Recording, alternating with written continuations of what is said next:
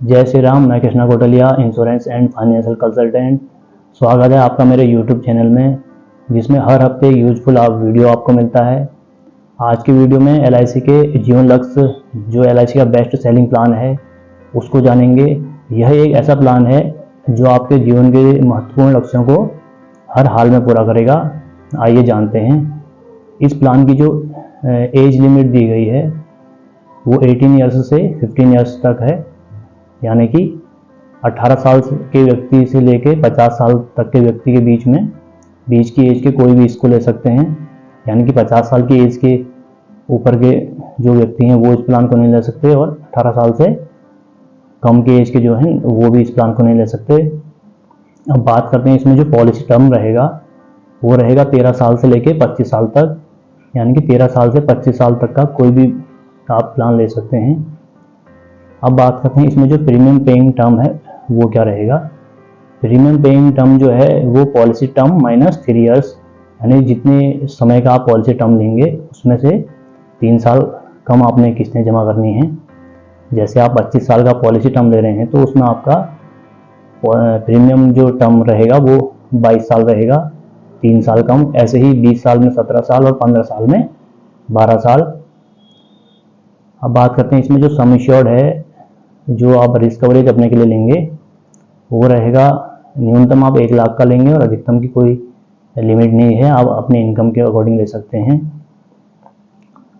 और इस पॉलिसी में जो राइडर्स है वो है accidental death and disability benefit rider का ऑप्शन इसमें दिया गया है, जो काफ़ी प्रभावी है। आगे डिटेल में उसके लिए जानेंगे।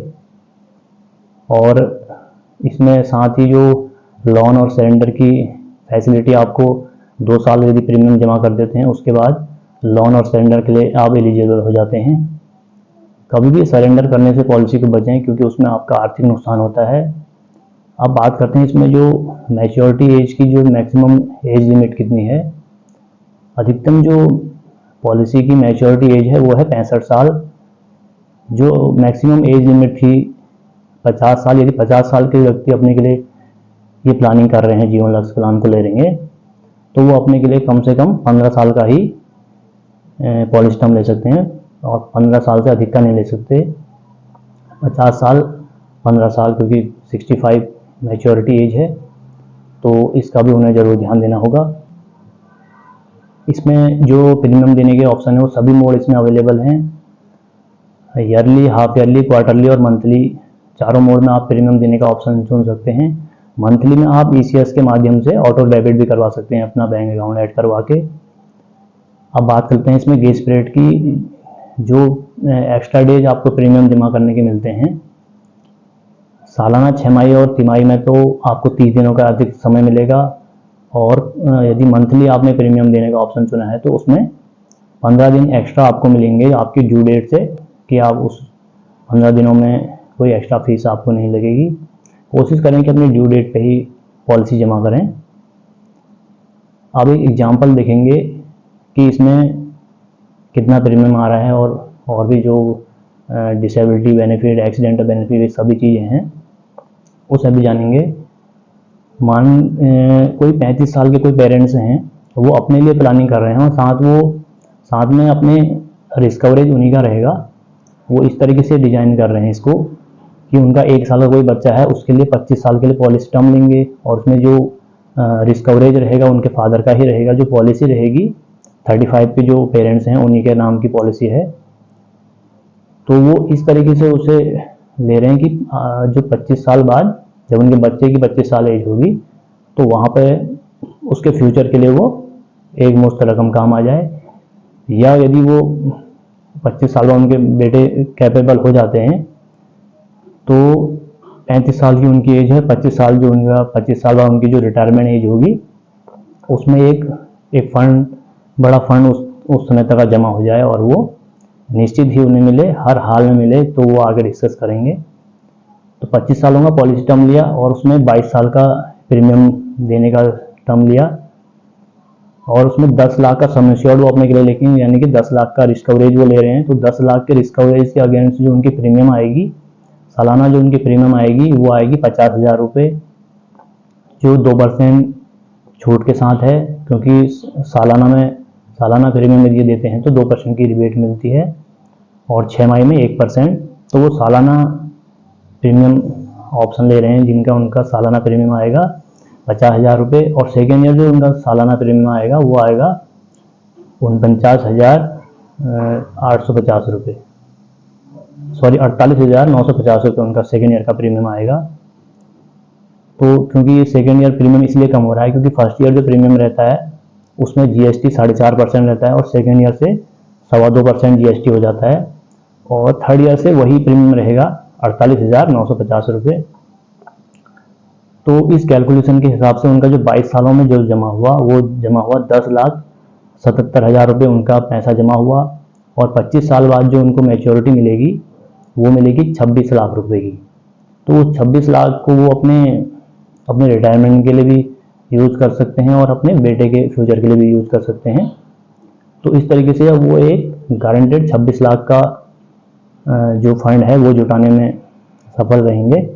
अब बात करते हैं, ये तो तब बात हुई जब सब कुछ ठीक रहा, 25 साल तक कुछ नहीं होता है और उनको मैच्योरिटी में 26 लाख रुपए मिल जाने हैं। अब इसमें रिस्क कवरेज की बात कर लेते हैं कि 35 साल की एज उनके पेरेंट्स की थी, उन्होंने ये पॉलिसी अपने के लिए ली। तो 5 साल बाद, 10 साल बाद या कभी भी 25 साल का पॉलिसी का टर्म है, क्योंकि बीच में कभी भी कुछ हो सकता है। मान के चलिए कुछ सालों बाद जाके वो नहीं रहते, तो उस केस में उनको क्या मिलना है। यदि कोई मिसहैपनिंग होती है तो जितने साल बाद मिसहैपनिंग होती है उसके बाद से जितने साल प्रीमियम देने के बचे हुए हैं, तो ऐसा फीचर इसमें ऐड है कि बाकी के जो प्रीमियम हो जाएंगे वो प्रीमियम माफ़ हो जाने हैं, और जो 10 लाख का सम इंश्योर्ड लिया गया था वो नॉमिनी को 10 लाख, जिस समय कैजुअलिटी होती है उसी समय 10 लाख रुपए नॉमिनी को मिल जाएंगे, और आगे के सारे प्रीमियम माफ़ हो जाने हैं, और पॉलिसी के जो सारे बेनिफिट हैं वो चलते रहेंगे, पॉलिसी बंद नहीं होगी। और फैमिली में हर साल एक खर्च के रूप में सालाना 10 लाख का 10% यानी कि 1 लाख रुपए हर साल, जब तक पॉलिसी के जो साल बचे हुए हैं तब तक हर साल 1-1 लाख रुपए मिलता रहेगा सालाना। लास्ट में जब 25 साल उसके कंप्लीट हो जाएंगे तो 26 लाख का वो टारगेट लेके चले थे, तो उनके बाद भी 26 लाख परिवार में मिलेंगे ही मिलेंगे। ये तो बात तब हुई जब वो जब नहीं रहते हैं तो नॉर्मल डेथ यदि उनकी होती है, क्योंकि इसमें एक्सीडेंटल इंश्योरेंस भी है। यही मिसहैपनिंग यदि एक्सीडेंट से होती है कुछ सालों बाद, तो उसमें भी सेम चीज़ होनी है। केवल एक्सीडेंट से डेथ में सम इंश्योर्ड का डबल मिलना है, 20 लाख रुपए तुरंत नॉमिनी को मिल जाएंगे, आगे का प्रीमियम माफ़ हो जाएगा, और हर साल सालाना परिवार में 1-1 लाख रुपए मिलता रहेगा पॉलिसी के जितने साल बचे हुए हैं, और लास्ट में 26 लाख रुपए भी गारंटेड मिलेंगे ही मिलेंगे। और जब कभी भी एक्सीडेंट होता है, जरूरी नहीं है कि एक्सीडेंट से डेथ ही हो, तो उसमें डिसेबिलिटी बेनिफिट को भी इसमें कवर किया गया है। मान के चलते हैं एक्सीडेंट हुआ और उनकी डेथ नहीं हुई, लेकिन वो डिसेबल्ड हो गए और वो अपंग हो गए, कोई कामकाजी नहीं रहे, तो उस केस में भी वही चीज़ होनी है, 10 साल तक का प्रीमियम माफ़ हो जाना है। डिसेबिलिटी वाले केस में 10 साल तक का प्रीमियम माफ़ हो जाएगा और 10 लाख का सम इंश्योर्ड मिल जाना है। ये चीज़ डिसेबिलिटी वाले केस में होगी। तो इस तरीके से एक ऐसा प्लान है जिसमें गारंटेड जो भी अपना टारगेट आप लेके चल रहे हैं अपने सेविंग के हिसाब से कि इतने साल बाद हमको इतना फंड चाहिए, तो वो हर हाल में मिलना है। तो ऐसी एक जीवन लक्ष्य LIC की पॉलिसी है जो इसकी रीढ़ की हड्डी कही जाती है LIC की। ऐसा ही प्लान है, तभी इसे बेस्ट सेलिंग प्लान कहा गया है LIC के लिए। तो मैं उम्मीद करता हूँ आपको वीडियो पसंद आया होगा। यदि आप भी अपने फैमिली में किसी के लिए फाइनेंशियल प्लानिंग करना चाहते हैं तो आप मेरी वेबसाइट krishnakotalia.in पे जाके अपनी डिटेल्स भेज सकते हैं। वीडियो पसंद आया हो तो लाइक करें, कमेंट करें और शेयर करें। धन्यवाद।